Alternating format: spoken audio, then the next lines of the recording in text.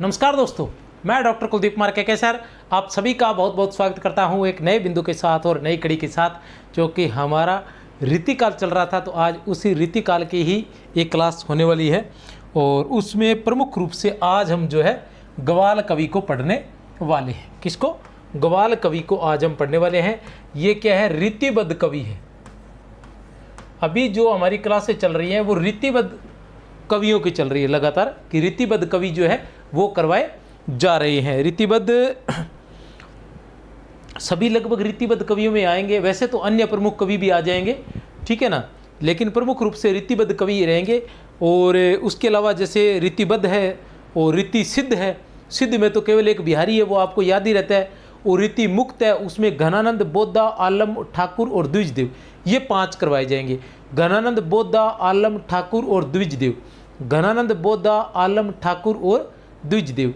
घनानंद, बोद्दा, आलम, ठाकुर और द्विजदेव, ये करवाए जाएंगे, ठीक है ना। अब आते हैं ग्वाल कवि। ग्वाल कवि रीतिबद्ध कवि है। जन्म 1791 ईस्वी वृंदावन में हुआ था। कविता काल इनका 1822 से लेकर 1861 ईस्वी माना जाता है। कविता काल जो है इनका 1822 से लेकर 1861 ईस्वी माना जाता है। 1822 से लेकर 1861 ईस्वी इनका कविता काल माना जाता है। 1791 ईस्वी वृंदावन में इनका जन्म हुआ था। निधन 1868 ईस्वी में रामपुर में। निधन 1868 ईस्वी में रामपुर में इनका जन्म हुआ था। पिता सेवाराय ब्रह्मभट्ट। पिता सेवाराय ब्रह्मभट्ट। शिक्षा राधा वल्लभीय गोस्वामी दयालाल से। शिक्षा जो है इनकी कहाँ से हुई थी? राधा वल्लभीय गोस्वामी दयालाल से। कहने का मतलब ये राधा वल्लभीय संप्रदाय में दीक्षित हुए थे। कौन थे राधा वल्लभ संप्रदाय के प्रवर्तक? हित हरिवंश गोस्वामी, जिन्हें वंशी का अवतार माना जाता है। हित हरिवंश गोस्वामी, जिन्हें वंशी का अवतार माना जाता है, जिसमें हरिराम व्यास भी हुए थे, जिन्हें विशाखा सखी का अवतार माना जाता है, जिन्होंने हित हरिवंश की मृत्यु पर कहा था कि बड़ो अभाग्य अनन्य सभा को उठी गयो ठाठ सिंगार। बड़ो अभाग्य अनन्य सभा को उठी गयो ठाठ सिंगार। ऐसी ही बात सूरदास की मृत्यु पर किसने की थी? क्या नाम था उनका? विठलनाथ जी ने। विठलनाथ जी ने कही थी कि अष्ट छाप को जहाज जात है, जाको कछु लेनो हुए सो ले। तो ये राधा वल्लभी संप्रदाय में थे। राधा वल्लभी संप्रदाय में प्रमुख रूप से राधा की ही आराधना होती है, राधा की ही पूजा होती है। कृष्ण, इसमें राधा और कृष्ण दोनों की मूर्तियां नहीं होती, केवल कृष्ण की मूर्ति होती है। और राधा जो है वो एक स्वर्ण पत्र पर श्री राधा अंकित होता है और पास में एक गद्दी होती है, उस पर वो रखा रहता है। उसे राधा की सेवा के साथ साथ गद्दी सेवा भी कहा जाता है। निधन इनका 1868 ईस्वी में हुआ था। काव्य गुरु जो इनके माने जाते हैं, गुरु में रू की मात्रा छोटी होती है, याद रख लेना। काव्य गुरु जो इनके माने जाते हैं, बरेली निवासी कवि खुशहाल राय, ठीक है ना। शिक्षा इन्होंने राधा वल्लभीय गोस्वामी दयालाल से की थी, ठीक है ना। शिक्षा राधा वल्लभीय गोस्वामी दयालाल से। काव्य गुरु जो इनके थे, बरेली निवासी कवि खुशहाल राय। कवि खुशहाल राय। दयालाल और खुशहाल राय, याद रख लेना दोनों, दयालाल और खुशहाल राय। इनकी रचनाएं हैं। ग्वाल कवि की काफ़ी सारी रचनाएं हैं और सभी रचनाएं मैं इस तरीके से याद करवा दूंगा कि आपको लगेगा कि हाँ भाई याद हो गया है, ठीक है ना। बड़े ही आसान तरीके से, बिना किसी ट्रिक के इस तरीके से याद करवाई जाएगी कि याद करने की आवश्यकता ही नहीं रहेगी। यमुना लहरी, ठीक है, यमुना लहरी, रसिकानंद, हमीरहट। यमुना लहरी, रसिकानंद और हमीरहट। यमुना लहरी की रचना 1824 ईस्वी। रसिकानंद की रचना 1824 ईस्वी। ये क्या है कि सन में थोड़ा सा इसमें से देख लेता हूँ कोई गड़बड़ ना हो, क्योंकि वो ना चेक तो कर लेते हैं फिर भी, ठीक है। यमुना लहरी 1824 ईस्वी। रसिकानंद जो है वो 1824 ईस्वी। हमीरहट 1826 ईस्वी, बिल्कुल सही है। राधा माधव मिलन 1826 ईस्वी। और राधाष्टक 1826 ईस्वी। कृष्ण जू को नक्सिक 1828 ईस्वी। नेह निर्वाह, बंसी लीला, गोपी 25 1828 ईस्वी। गोपी पच्चीसी 1828 ईस्वी, कुब्जाष्टक 1828 ईस्वी, दूषण दर्पण 1835 ईस्वी, कवि दर्पण 1836 ईस्वी, रस रंग 1847 ईस्वी, साहित्यानंद 1848 ईस्वी, विजय विनोद 1849 ईस्वी, कवि हृदय विनोद 1863 ईस्वी,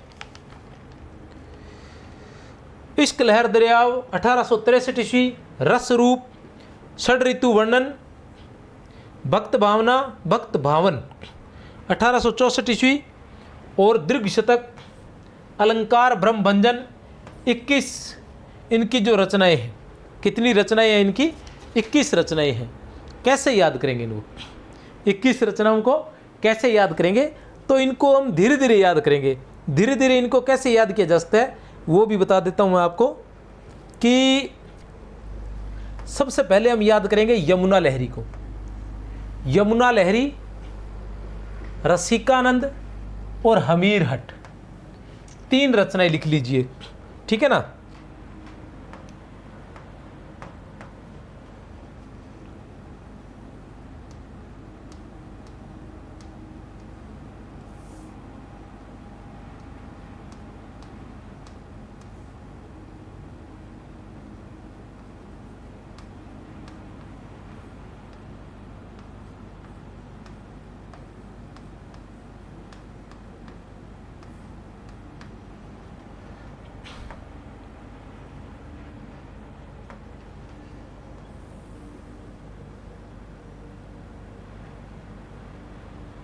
ग्वाल कवि की रचनाएं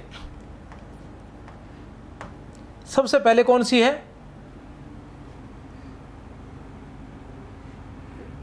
काफी सारी रचनाएं हैं। यमुना लहरी सबसे पहले की रचना है यमुना लहरी। उसके बाद है रसिकानंद,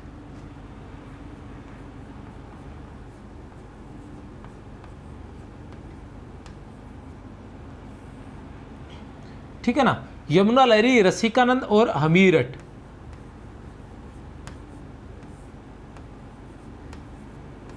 ये 3 रचनाएं। पहले हम सिर्फ 3 याद करेंगे, यमुना लहरी, रसिकानंद और हमीर हट। यमुना लहरी, रसिकानंद और हमीर हट। उसके बाद हम देखेंगे राधा माधव मिलन। राधा माधव मिलन, ठीक है ना। अब इनको अलग तरीके से याद करेंगे। 4 नंबर पर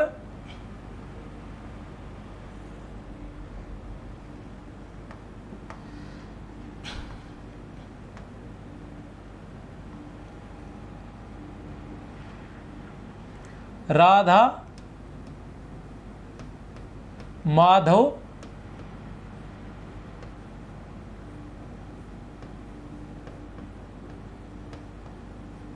मिलन, फिर राधा माधव मिलन, फिर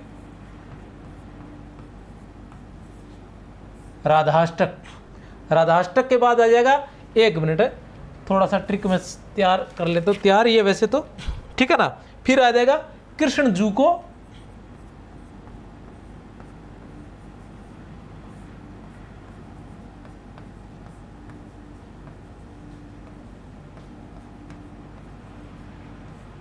नक्शिक। राधा माधव मिलन, राधाष्टक, कृष्ण जू को नक्शिक, और फिर नेह निर्वाह।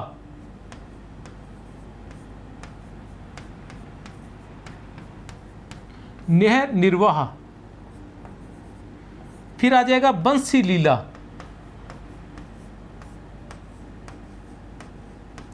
बंसी लीला के बाद गोपी पच्चीसी।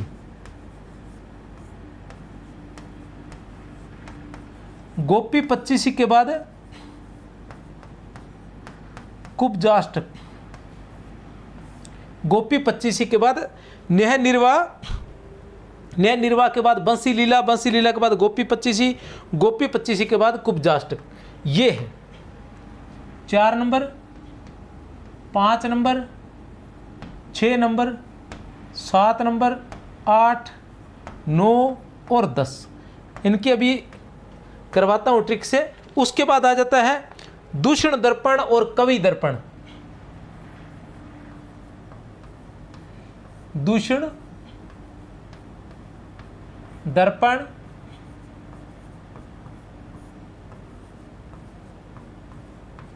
और कवि दर्पण। दूषण दर्पण और कवि दर्पण। फिर रस रंग और साहित्यानंद।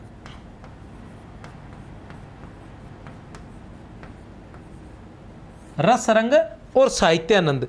उसके बाद आ जाएगा विजय विनोद और कवि हृदय विनोद। विजय विनोद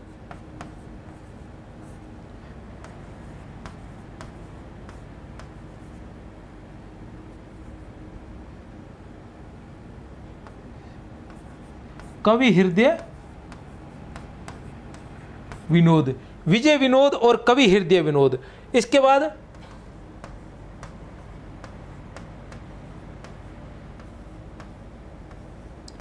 इश्क लहर दरियाव और रस रूप। इश्क लहर दरियाव और रस रूप। उसके बाद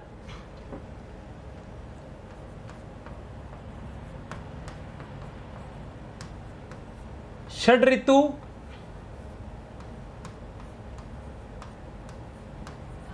दृघ शतक। षड ऋतु दृघ शतक। और फिर आ जाएगा अलंकार ब्रह्म भंजन और भक्त भावन।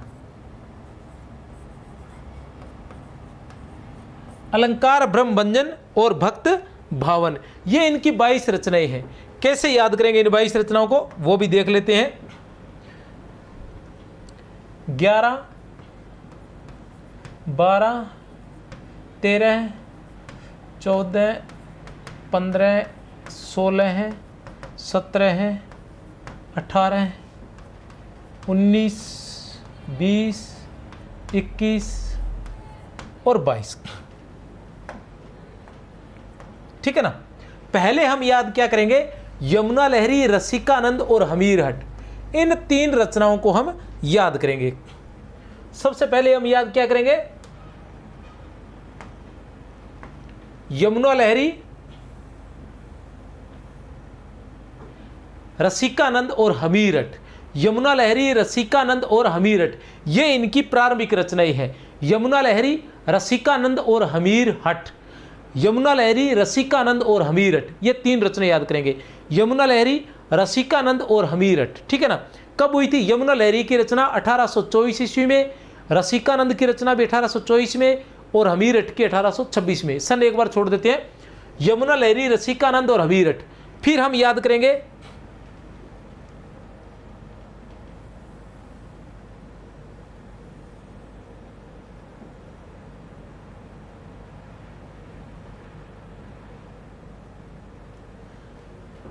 अब ये देखो बड़ी आसानी से याद कर लोगे ये राधा माधव मिलन। राधा माधव मिलन। राधा माधव मिलन। राधा माधव मिलन से राधाष्टक। सारी कृष्ण से संबंधित रचनाएं हैं। ये सभी रचनाएं कृष्ण से संबंधित है। आसानी से याद कर लोगे। इसको देख के करवा देता हूं मैं थोड़ा सा। राधा माधव मिलन। राधा माधव मिलन।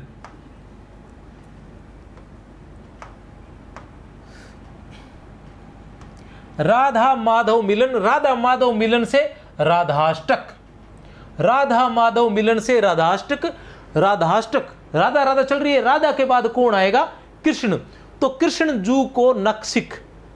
कृष्ण जू को नक्सिक। कृष्ण आ गए।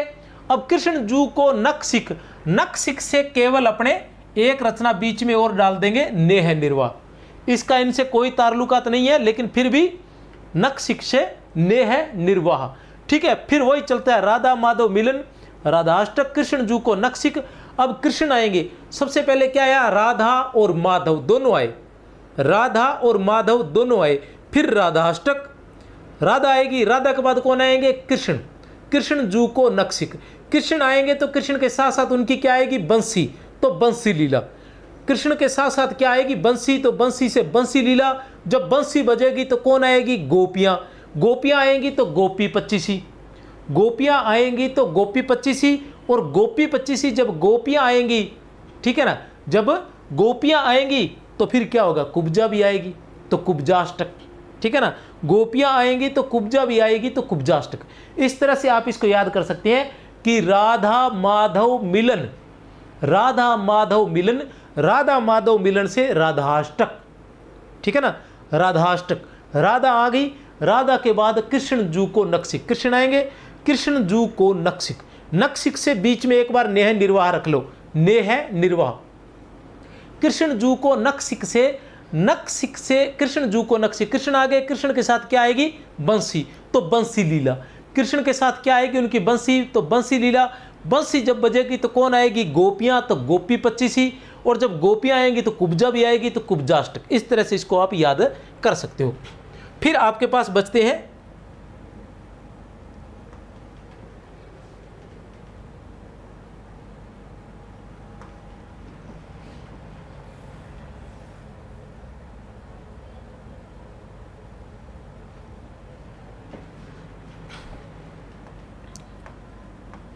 फिर आपके बचते हैं दूषण दर्पण और कवि दर्पण। इनको दो दो टुकड़ों में बांट लो।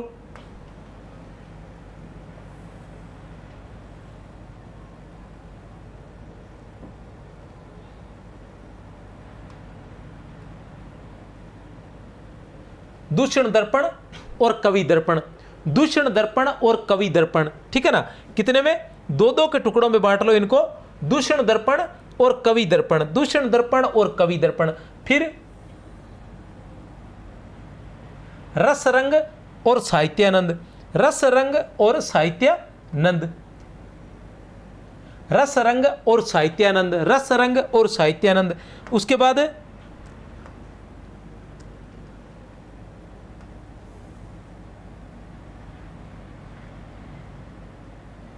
विजय विनोद और कवि हृदय विनोद, विजय विनोद और कवि हृदय विनोद। उसके बाद इश्क लहर दरियाव और रसरूप, इश्क लहर रै से रसरूप, इश्क लहर रै से रसरूप, इश्क लहर दरियाव और रसरूप, इश्क लहर दरियाव और रसरूप, इश्क लहर दरियाव और रसरूप।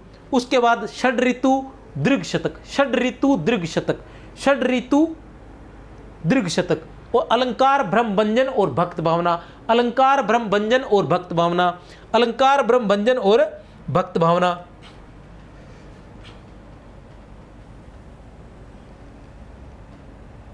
इनको भी दो दो के हिस्सों में बांट सकते हैं। इसको चाहे तो स्क्रीनशॉट ले सकते हो।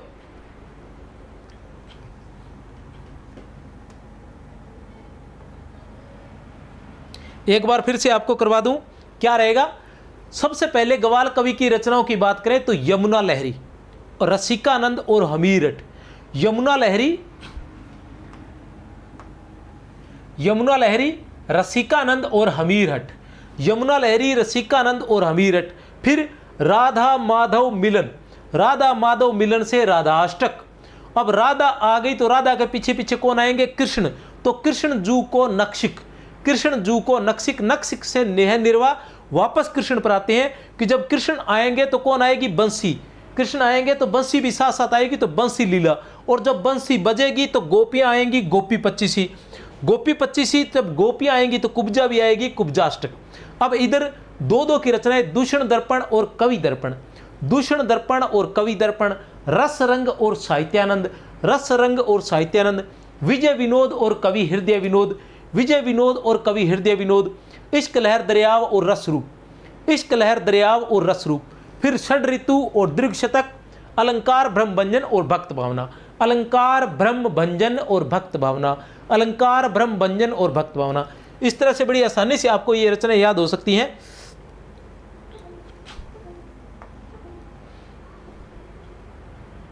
आगे पढ़ते हैं ग्वाल कवि के बारे में। अन्य जो रचनाएं हैं इनकी वो है बलवीर विनोद, गुरु पचासा, गुरु 50, प्रस्तार प्रकाश, बंसी बीसा, निम्बारक, स्वामी अष्टक। एक मिनट देख लेता हूं। बलवीर विनोद, गुरु पचासा, गुरु 50, प्रस्तार प्रकाश, बिल्कुल सही है। प्रस्तार प्रकाश बंसी बीसा, बिल्कुल सही है। निम्बारक स्वामी अष्टक, निम्बारक स्वामी अष्टक सही है।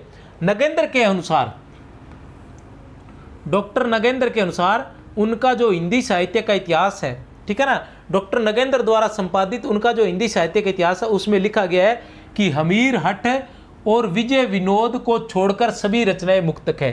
कहने से तात्पर्य यह है कि हमीर हठ और विजय विनोद जो है वो इनकी प्रबंध रचनाएं हैं। हमीर हठ और विजय विनोद इनकी प्रबंध रचनाएं है। हमीर हठ और विजय विनोद जो है वो इनकी प्रबंध रचनाएं है।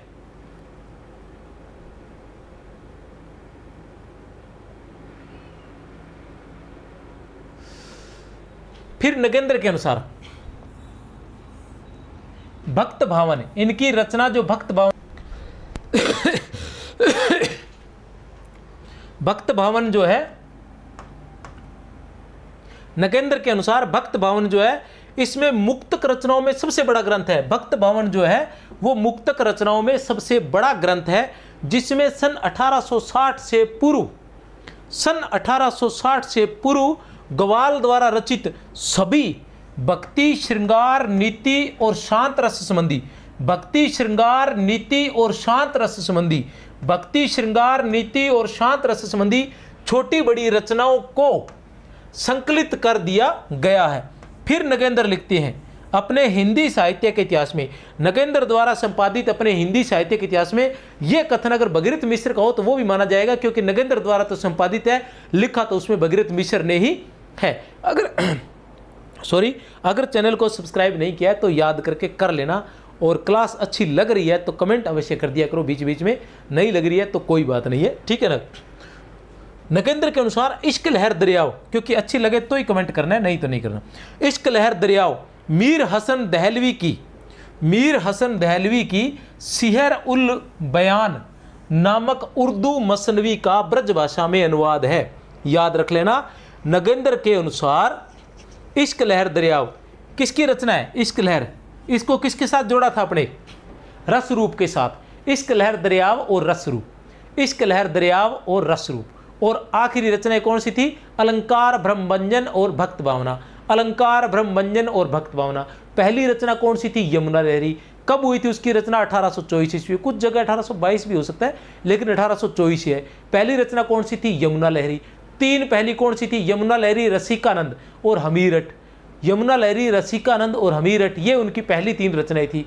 यमुना लहरी, रसिकानंद और हमीरठ, ये उनकी पहली तीन रचनाएं थी।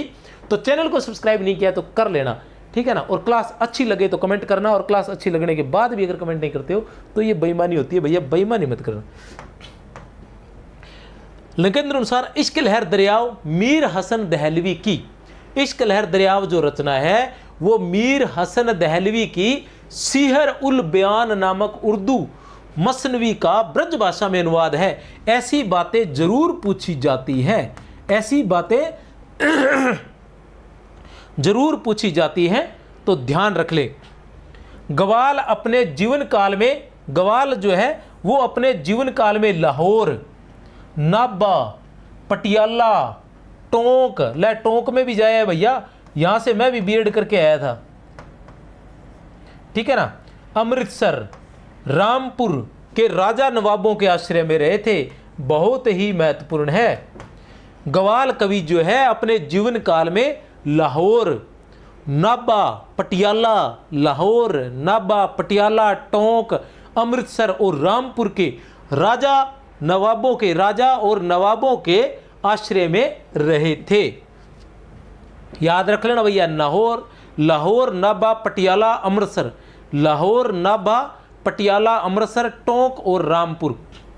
डॉक्टर नगेंद्र संपादित हिंदी साहित्य का इतिहास के अनुसार ग्वाल की कुल रचनाएं, ग्वाल के प्रमुख लक्षण ग्रंथ, ये भी अलग अलग किए हुए हैं, बहुत कम जगह आपको ऐसी चीजें मिलेगी। डॉक्टर नगेंद्र संपादित हिंदी साहित्य का इतिहास के अनुसार, डॉक्टर नगेंद्र संपादित हिंदी साहित्य का इतिहास के अनुसार, डॉक्टर नगेंद्र संपादित हिंदी साहित्य का इतिहास के अनुसार ग्वाल के प्रमुख लक्षण ग्रंथ, ग्वाल के प्रमुख लक्षण ग्रंथ, बहुत ही महत्वपूर्ण है, याद रख लेना भैया, अलग अलग बांटे गए हैं, ऐसी चीज़ें पूछी जाती हैं और अगर आप कर देते हो तो आप ही करते हो और कोई नहीं करता, ठीक है ना। पहली है रसिकानंद, फिर है साहित्यानंद, फिर है कवि दर्पण, फिर है गुरु पचासा, फिर है बलवीर विनोद और फिर आता है प्रस्तार प्रकाश। ये इनके लक्षण ग्रंथ है, गवाल के प्रमुख लक्षण ग्रंथ। रसिकानंद साहित्यानंद, कवि दर्पण, गुरु पचासा, बलवीर विनोद और प्रस्तार प्रकाश। याद रख लेना, महत्वपूर्ण है। गवाल के प्रमुख लक्षण ग्रंथ रसिकानंद साहित्यानंद, कवि दर्पण, गुरु पचासा, बलवीर विनोद और प्रस्तार प्रकाश। अब आते हैं गवाल कवि के नायक नायिका भेद में रस विवेचन संबंधी ग्रंथ। नायक नायिका भेद व रस विवेचन संबंधी ग्रंथ, तो वो कौन कौन से हैं? वो है रसिकानंद, बलवीर विनोद और रस तरंग। तो देखो, दो बातें तो जरूर है नायक नायिका भेद संबंधी। एक तो रसिकानंद, जो रस से संबंधित ग्रंथ होते हैं उसमें नायक नायिका भेद अवश्य होता है।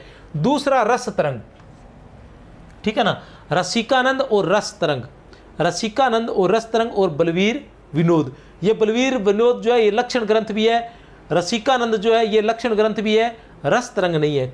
फिर आता है गवाल के काव्य दोष, छंद और सर्वांग निरूपक ग्रंथ।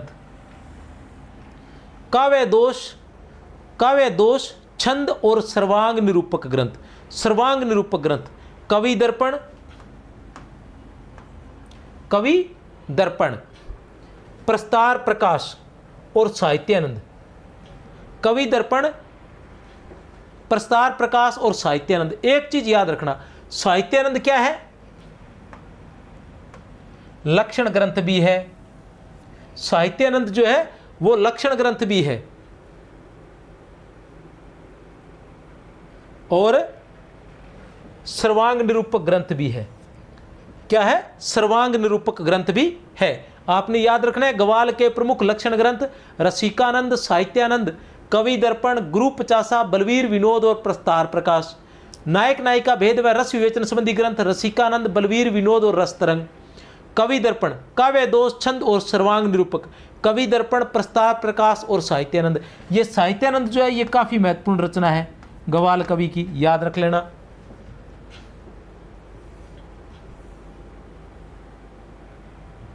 साहित्यानंद के बारे में लिखा गया है, क्या लिखा गया है वो भी देख लेते हैं।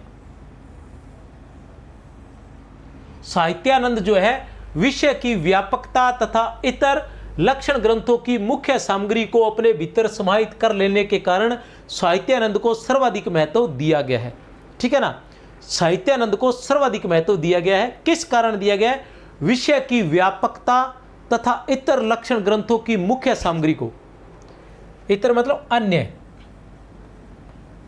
एक तो जो साहित्यानंद है उसमें विषय की व्यापकता है, जो साहित्यानंद है उसमें विषय की व्यापकता है। दूसरा, अन्य जितने भी लक्षण ग्रंथ थे उनकी मुख्य सामग्री जो थी, अन्य जितने भी लक्षण ग्रंथ थे उनकी मुख्य जो सामग्री थी उसको अपने भीतर इसने समाहित कर लिया है। इसलिए साहित्यानंद का सर्वाधिक महत्व है। इसलिए साहित्यानंद का सर्वाधिक महत्व है। यह ग्रंथ स्कंदों में विभक्त है। किसमें विभक्त है? याद रख लेना, बहुत ही महत्वपूर्ण है। स्कंदों में विभक्त है। यह ग्रंथ जो है स्कंदों में विभक्त है, जिसमें 2443 छंद और 597 गद्य टीकाएं और 382 मानचित्रों का या 382 मानचित्र हैं।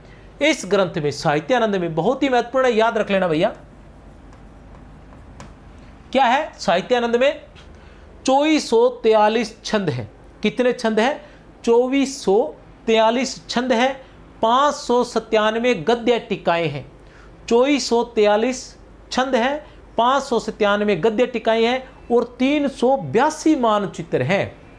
साहित्यानंद एक विशाल काय ग्रंथ है जिसमें 382 तो मानचित्र हैं। इसके बाद ग्वाल ने, अन्य जो महत्वपूर्ण बात है, ग्वाल ने षड ऋतु वर्णन तो इतनो मने योग से किया है कि गुण और परिणाम की दृष्टि से इस युग के बहुत कम कवि उस सीमा तक पहुंच सके हैं। ग्वाल के बारे में ऐसा कहा जाता है। क्या कहा जाता है कि षड ऋतु वर्णन, षड ऋतु पर इनका ग्रंथ भी है ना, षड ऋतु पर इनका ग्रंथ भी है। षड ऋतु वर्णन तो इतने मनोयोग से किया है कि गुण और परिणाम की दृष्टि से इस युग के बहुत कम कवि उस सीमा तक पहुंच सके हैं। यमुना लहरी जो है इनकी प्रथम रचना है। यहाँ 1822 दे रखा है मैंने, 1824 है, कुछ जगह 1822 भी है। यमुना लहरी जो है 1824 ईस्वी इनकी प्रथम रचना है। और भक्त भावन जो है वो इनकी अंतिम रचना है। आचार्य शुक्ल क्या लिखते हैं, अब देख लो भैया शुक्ल क्या लिख रहे हैं, फिर मत कहना कि मुझे कहा नहीं है, ठीक है ना, पक्का ही आएगा। शुक्ल का कथन ग्वाल के बारे में पक्का ही आएगा, लिख लो, फिर मत कहना कि कहा नहीं है, ठीक है। तो क्या है कथन, रीतिकाल की सनक इनमें इतनी अधिक थी, रीतिकाल की सनक में इतनी अधिक थी कि यमुना लहरी नामक देव स्तुति ग्रंथ में भी, क्या है, रीतिकाल की सनक इनमें इतनी अधिक थी कि इन्हें यमुना लहरी नामक देव स्तुति में भी नवरस और षड ऋतु सुझाई पड़ी, नवरस और षड ऋतु सुझाई पड़ी। बहुत ही महत्वपूर्ण है, बहुत बार पूछा जा चुका है, ठीक है ना। क्या है, आचार्य रामचंद्र शुक्ल क्या लिखते हैं कि रीतिकाल की सनक इनमें इतनी अधिक थी, रीतिकाल की सनक इनमें इतनी अधिक थी कि यमुना लहरी नामक देव स्तुति में भी, यमुना लहरी नामक देव स्तुति में भी इन्हें नवरस और षड ऋतु सुझाई पड़ी। मतलब श्रृंगार का वर्णन करने का प्रयास इन्होंने किया है। षड ऋतु का वर्णन रस में ही होता है, श्रृंगार में ही होता है, तो षड ऋतु वर्णन करने का प्रयास इन्होंने किया है, मतलब श्रृंगार का। फिर आचार्य रामचंद्र क्या लिखते हैं, सुन लो भैया। आचार्य रामचंद्र शुक्ल आप सभी के प्रिय हैं, और आपके हो ना हो लेकिन एग्जामिनर के प्रिय है अवश्य ही, ठीक है ना, आरपीसी वालों के। तो ये एक विदग्ध और कुशल कवि थे, पर कुछ फक्कड़पन लिए हुए। इनकी बहुत सी कविता बाजारी है। आचार्य रामचंद्र शुक्ल के अनुसार बताइए किसकी कविता बाजारी है।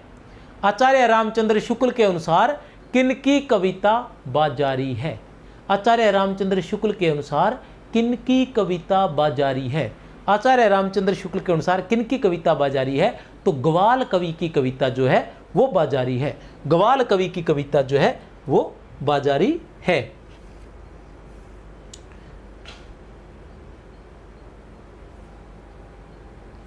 ये इनकी प्रमुख पंक्तियां हैं। इनकी प्रमुख पंक्तियां मैं इसमें से पढ़ देता हूं अपने नोट्स में से। कहाँ रख दिया,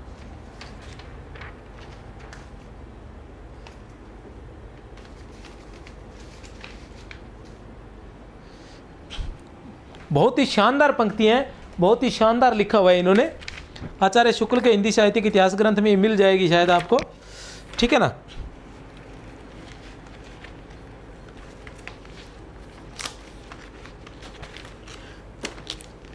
ग्रीष्म की, ये भी ठीक है वैसे, ग्रीष्म की गजब धुकी है धूप धाम धाम, ग्रीष्म की गजब धुकी है धूप धाम धाम, गरम झुकी है जाम जाम अति तापिनी, गरम झुकी है जाम जाम अति तापिनी। ये बड़े आसान से हैं, थोड़ा सा कोशिश करोगे ना, इन शब्दों को पकड़ने की कोशिश करोगे कि ग्रीष्म की गजब धुकी है धूप धाम धाम, गजब धुकी है धूप धाम धाम। कौन है, ग्वाल कवि। इस तरह से जब भी पंक्तियां याद करो तो साथ में कवि का नाम लेते रहो। कई बार होता है पंक्तियां तो याद रह जाती है, ये याद नहीं रहता कि किसकी है। गर्म झुकी है जाम जाम, ठीक है ना, गर्म झुकी है जाम जाम किसकी है, ग्वाल कवि की। उसी तरह मोरन के सोरन की नेको न मरोट रही, मोरन के सोरन की नेको न मरोट रही किसकी, ग्वाल कवि की। जाकी खूब खूबी खूब खूबन की खूबी यहां, जाकी खूब खूबी खूब खूबन की खूबी यहां, ताकि खूबी खूबी खूबी ताकि खूब खूबी नब गहना। अब देखो, धाम धाम, जाम जाम, खूब खूबी, ठीक है ना। दिया है, अब ये बहुत महत्वपूर्ण है, इसको मैं वैसे ही बोल देता हूं, अच्छा है। दिया है खुदा ने, खूब खुशी करो गवाल कभी, दिया है खुदा ने खूब खुशी करो गवाल कभी, खाओ पियो देव लेव यही रह जाना है। दिया है खुदा ने खूब खुशी करो गवाल कवि, दिया है खुदा ने खूब खुशी करो गवाल कवि, खाओ पियो देव लेव यही रह जाना है। राजा राव उमराव केते बादशाह भये, राजा राव उमराव केते बादशाह भये, कहाँ ते कहाँ को गए लग्यो न ठिकाना है। किसी का ठिकाना नहीं लगा भाई, कितने बादशाह बूदशाह हुए, सब कहाँ से कहाँ चले गए, किसी का कुछ अता पता नहीं चला, ठीक है ना। ऐसी जिंदगानी के भरोसे पे गुमान ऐसे, ऐसी जिंदगानी जिसका पता ही नहीं है, न जाने कब चली जाएगी, उस पर इतना गुमान। ऐसी जिंदगानी के भरोसे पे गुमान ऐसे, ऐसे देश घूमी घूमी मन बहलाना है, और देशों में घूम घूम कर मन बहलाना है। खाओ पियो मस्त रहो, आए परवाना पर चले न बहाना यहाँ। आए परवाना, जब पत्र आ जाता है ना जाने का, ठीक है ना, पत्र जब परवाना आ जाता है जाने का कि भैया चलना पड़ेगा, तब कोई बहाना नहीं चलता है, वहाँ कोई भी बहाना वहाँ नहीं चलता है। नेकी कर जाना फिर आना है न जाना है, इस वहम को दिमाग से निकाल देना कि फिर आना है, तो फिर न आना है न जाना है। भैया एक बार यहाँ पर जीवन मिला है तो नेकी कर जाना, फिर न आना है न जाना है। आए परवाना पर चले न बहाना यहाँ, आए परवाना चले न बहाना यहाँ। दिया है खुदा ने खूब खुशी करो गवाल कभी, खाओ पियो ऐश करो। तो पंजाबी में हमारे यहाँ एक गीत है जो बहुत गाया जाता है कि खाओ पियो ऐश करो मित्रो, दिल पर किसे दा दुखायो ना। तो ऐसा है कि खाओ पियो और ऐश करो, लेकिन दिल कभी किसी का मत दुखाना। चैनल को सब्सक्राइब नहीं किया है तो सब्सक्राइब कर लेना, लाइक नहीं किया है तो वो भी कर देना, कमेंट नहीं किया है तो वो भी कर देना, लेकिन करना तभी जब क्लास पसंद आए। इसी प्रकार की सभी क्लासें यहाँ पर उपलब्ध रहेंगी, ठीक है ना। और बाकी के जो कवि है वो भी मैं पहले करवा चुका हूँ, चलते चलते एक रीडिंग मरवा ही देता हूँ। आपको अगर याद है तो यहीं से क्लास ख़त्म कर देना, नहीं तो आगे चल जाना। पहले शुभकामनाएं दे देता हूँ, मेरी तरफ से बहुत बहुत शुभकामनाएं हैं आप सभी को। तो हमने किया था केशवदास को, केशवदास रसिक ने नक्शिक कवि रामचंद और रतनवीर को, केशवदास रसिक ने नक्शिक कवि रामचंद और रतनवीर को विज्ञान गीता देकर जहांगीर के पास भेजा। सबसे पहले केशवदास को याद किया था 1555 ईस्वी में उनका जन्म होता। फिर आते चिंतामणि।